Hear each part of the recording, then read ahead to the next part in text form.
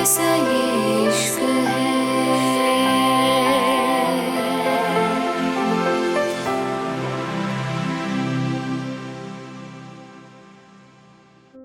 मुंबई, जन्नत विला। शाम को हया वापस आई तो सब लोग डिनर कर रहे थे। हया ने सबको एक नजर देखा और धीरे से बोली, आज तो घर बड़ा खाली खाली लग रहा है। अरीना भाभी कहाँ है?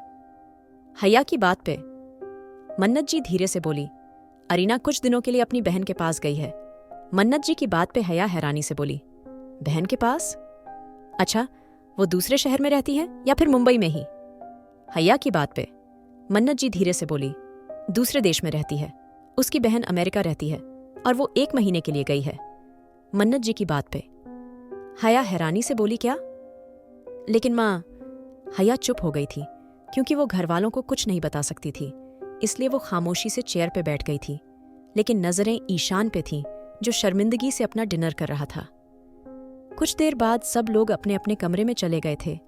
हया बहुत अच्छे से समझ गई थी अब को कितनी बोर होने वाली थी, क्योंकि फलक भी ज्यादातर बाहर रहती थी और अरीना भी चली गई थी और रुद्राक्ष भी नहीं था। जो भी था वो रुद्राक्ष के साथ सेफ फील करती थी और रुद्राक्ष उसके साथ कितना हाँ लड़ता हो, लेकिन हया अच्छे से जानती थी रुद्राक्ष उसकी केयर भी करता था। हया अपने कमरे में अकेली बैठी थी, तभी अचानक ही उसके फोन बजा था। हया ने जल्दी से फोन उठा के सामने देखा तो रुद्राक्ष उसको गहरी नजरों से देख रहा था। हया ने जे से ही कुछ बोलना चाहा। रुद्राक्ष ने कैमरा दूसरी तरफ कर दिया था, जहां से मॉडल अलग अलग तरह की ड्रेस पहन के आ रही थी, जिसमें काफी सारी ड्रेस सारा की थी। हया के चेहरे पे अचानक से चमक आ गई थी। वो खुश होते हुए बोली, वाओ, रुद्राक्ष कितना खूबसूरत है ना। सब हया की बात पर रुद्राक्ष ने सामने देखा, जहां जानी मानी मॉडल हया की बनाई हुई ड्रेस पहने वॉक कर रही थी। हया मुस्कुरा के बोली, थैंक यू सो मच। अगर तुम नहीं होते मैं इतना खूबसूरत व्यू मिस कर देती। हया की बात पे रुद्राक्ष धीरे से बोला, कैसी हो तुम? हया धीरे से बोली, तुम्हारी आवाज क्लियर नहीं है। हया की बात पे रुद्राक्ष ने आसपास देखा और अपने साइड वाले का एक्सक्यूज मी बोल के बाहर निकल गया। वो फ्रंट रो में बैठा हुआ था, इसलिए उसके उठने से सबने हैरानी से उसको देखा था, लेकिन रुद्राक्ष को किसी से कोई मतलब नहीं था। रुद्राक्ष बाहर गार्डन में गया था, जहां काफी शांति थी। रुद्राक्ष हया को देखते हुए बोला, कैसी हो? हया धीरे से बोली, हाँ ठीक हूं। हया की बात पे रुद्राक्ष धीरे से बोला, ठीक हो तो खुश होकर बताओ, इतना बुरा सा मुंह बनाने की क्या जरूरत है?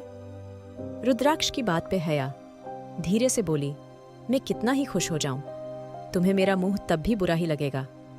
खैर, वो मैं कह रही थी, आज सुबह मेरे पास कॉलेज के कुछ स्टूडेंट्स आ गए थे, इसलिए मुझे कॉल काटनी पड़ेगी। कहीं ये बात तुम अपने दिल दिमाग में बसा के ना बैठ जाओ, इसलिए बता रही हूँ। हया की बात पे रुद्राक्ष धीरे से बोला, तो तुम अपनी उस दोस्त की बात कर रही हो जो तुझे इनवाइट कर रही थी? रुद्राक्ष की बात पे हया धीरे से बोली, हाँ, लेकिन आज उसने मुझे बाकी स्टूडेंट से भी मिलाया। सारा की बात पे रुद्राक्ष उसको घूरते हुए बोला, और किस से? मैंने कहा था ना, सबसे दूर रहना, वहां लोग जैसे दिखते हैं वैसे होते नहीं हैं। वो लड़की सारिका देशमुख, उसको मैं बहुत अच्छे से जानता हूँ, इसलिए मैंने तुम्हें कुछ नहीं कहा, लेकिन जरूरी नहीं है तुम हर किसी से दोस्तियां बढ़ाओगी। देखो, इस वक्त मैं वहां मौजूद नहीं हूँ, इसलिए मैं तुम्हें पहले ही क्लियर कर दूं। तुम प्लीज कोई भी ऐसा काम मत करो जिससे मुझे गुस्सा आए। रुद्राक्ष की बात सुन के हया धीरे से बोली, रुद्राक्ष क्या कहना चाहते हो? तुम मुझे कुछ समझ नहीं आ रहा। उसने मुझे जिन लोगों से मिलवाया वो काफी अच्छे थे। रुद्राक्ष गहरी सांस लेकर बोला, मुझे बातें दोहराना पसंद नहीं है। मैं तुम्हें क्लियर कर चुका हूं और इसके आगे मुझे तुम्हारी एक भी बात नहीं सुननी। रुद्राक्ष की बात पे हया गुस्से से बोली, अगर तुम्हें मेरी बात नहीं सुननी तो मुझे तुमसे बात नहीं करनी। इतना कह के हया ने फोन काट दिया था। एक तो वो कितना मिस कर रही थी रुद्राक्ष को। वो ना जाने उसको क्या कुछ बताना चाहती थी, उसको समझाना चाहती थी, उसको अरीना के बारे में भी बताना चाहती थी, लेकिन उसने तो उसको सिर्फ सुनाना शुरू कर दिया था।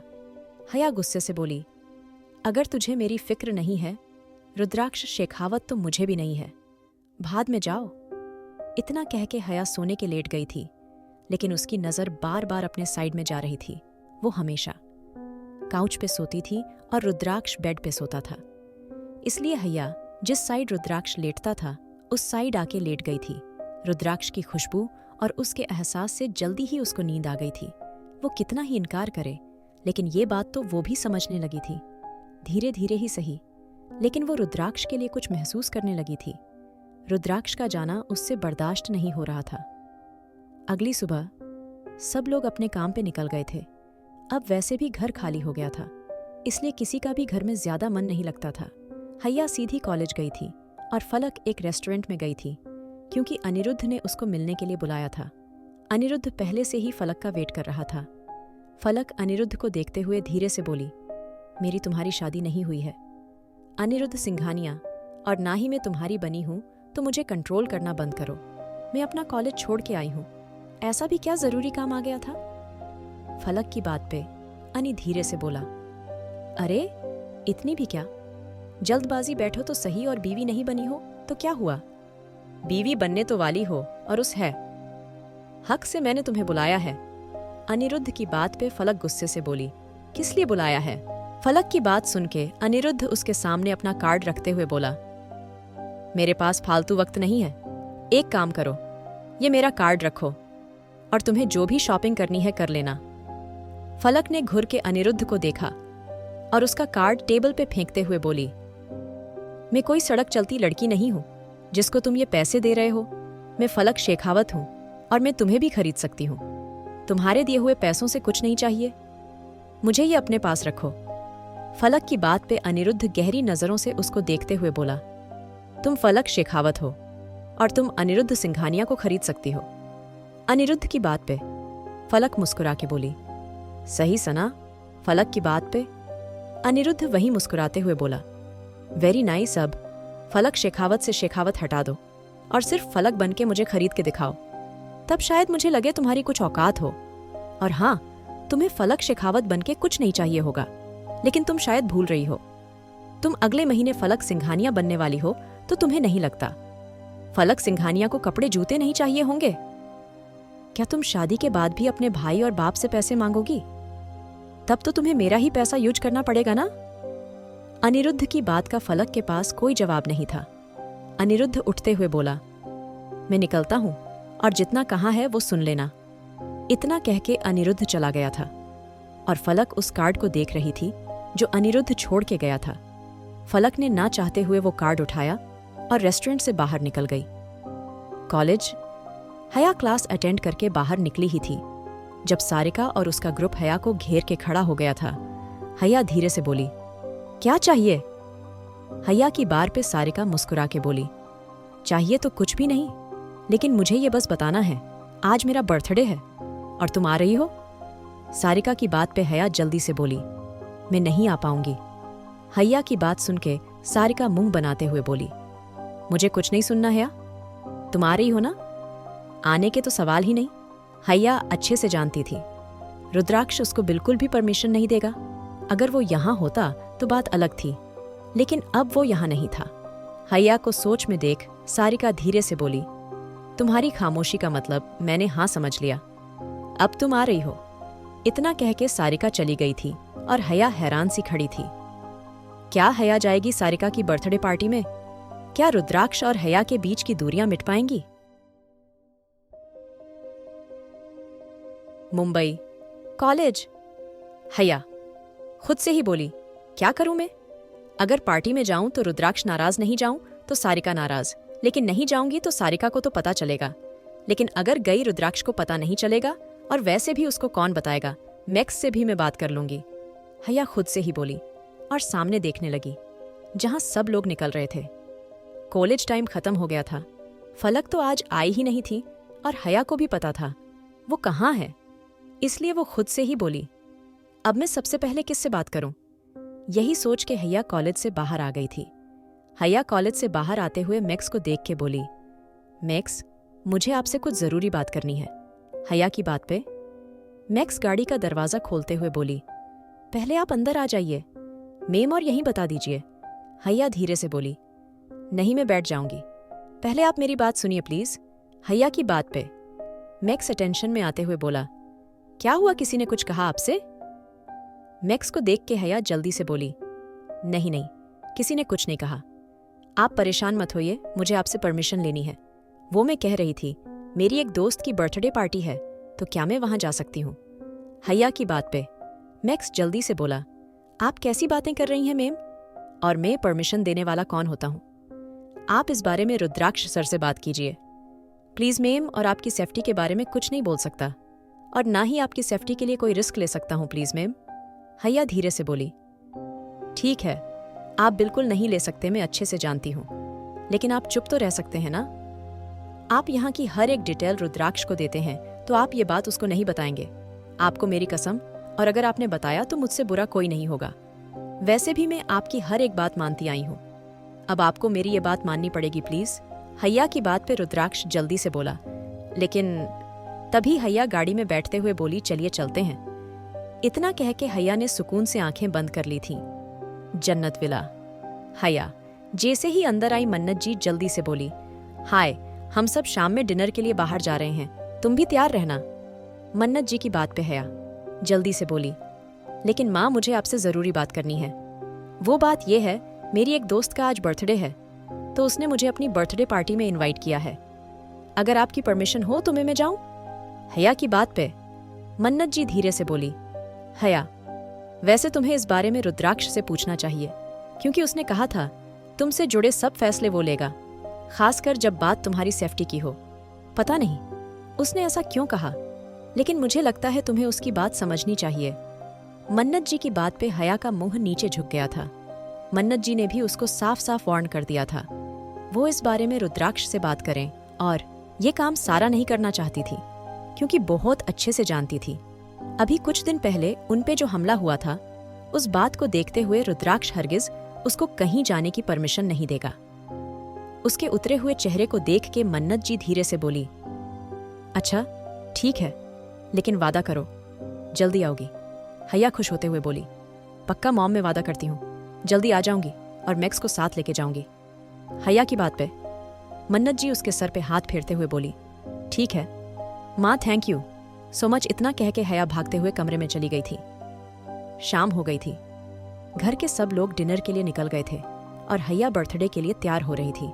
उसने खूबसूरत सी साड़ी पहनी और अपने चेहरे को मेकअप का फाइनल टच देके खुद से ही बोली, परफेक्ट, बस सब जल्दी से हो जाए और रुद्राक्ष को कुछ पता ना चले। हया ने अभी इतना ही कहा था जब उसका फोन बजने लगा था। हया अपनी फिंगर क्रॉस करते हुए बोली, गॉड प्लीज, रुद्राक्ष नहीं होना चाहिए प्लीज गॉड। हया ने अभी इतना ही कहा था जब अचानक ही उसके चेहरे पे बेचारगी वाले एक्सप्रेशन थे, क्योंकि कॉल रुद्राक्ष का ही था। हया ने गुस्से से फोन उठा लिया था। अगर ना उठाती तो वो 100 सवाल और पूछता। रुद्राक्ष उस पे कहीं आने जाने पे रोक टोक नहीं करता था, वो हमेशा उसको हर जगह जाने देता था। लेकिन अब बात कुछ और थी। अभी 2 दिन पहले उस पे हमला हुआ था और अब वो ऐसे ही बाहर जाने के लिए तैयार थी। ये बात सिर्फ रुद्राक्ष और मैक्स जानते थे, इसलिए दोनों ही उसको रोक रहे थे। अगर घर के किसी की मेंबर को ये बात पता होती तो कोई भी हया को जाने नहीं देता। हया ने जल्दी से फोन उठाया और गहरी गहरी सांसें लेते हुए बोली, हाय रुद्राक्ष। हया की बात पे रुद्राक्ष बहुत ही आराम से बोला, क्या हुआ, इतनी जल्दबाजी में क्यों हो? रुद्राक्ष की बात पे हया अपना पसीना साफ करते हुए बोली, नहीं तो मैं कहाँ जल्दी में हूं? मैं तो तुमसे ही पूछ रही हूं, आज इस वक्त कैसे कॉल किया? हया अपने चेहरे से लगातार पसीना साफ कर रही थी, क्योंकि वो अच्छे से जानती थी रुद्राक्ष के सामने झूठ बोलना इतना भी आसान नहीं था। रुद्राक्ष धीरे से बोला, खैर, मैंने सुना है घर के सब लोग डिनर पे गए हैं, तुम किस लिए नहीं गई? वैसे भी मैं भी वहां नहीं हूं, तुम्हारी थोड़ी बोरियत ही दूर हो जाती। रुद्राक्ष की बात पे हया धीरे से बोली, मैं कॉलेज से काफी थक के आई थी, तो बस इसलिए मैंने सोचा क्यों ना मैं रेस्ट कर लूं। हया की बात पे रुद्राक्ष आराम से बोला, तबीयत ठीक है तुम्हारी? रुद्राक्ष की बात पे हया टाइम देखते हुए बोली, हाँ मेरी तबीयत बिल्कुल ठीक है। हया खुद से बोली, आज जब मुझे जल्दी है, ये अब कॉल इतनी ही लंबी करेगा?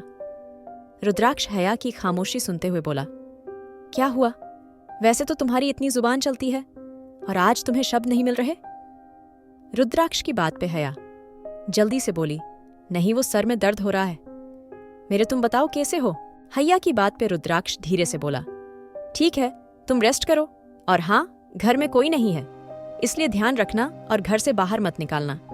मैंने मैक्स को बोल दिया है, वो तुम्हारे साथ ही रहेगा। रुद्राक्ष की बात पे हैया ने धीरे से हाँ करी और कॉल काट दिया। उसका दिल बहुत दुख रहा था। रुद्राक्ष उसकी कितनी फिक्र कर रहा था और वो उस है इंसान से झूठ बोल रही थी। एक बार उसको रुद्राक्ष से बात करनी चाहिए थी। क्या पता वो मान ही जाता, लेकिन अब तो उसने सारे रास्ते ही बंद कर दिए थे। अब वो चाह के भी रुद्राक्ष से बात नहीं कर सकती थी। ना ही तो अब वक्त बचा था और ना ही अब वो मानता।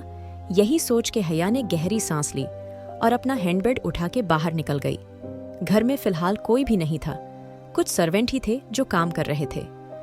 कुछ देर बाद हैया सारिका के घर के लिए निकल चुकी थी। मैक्स उसके साथ था।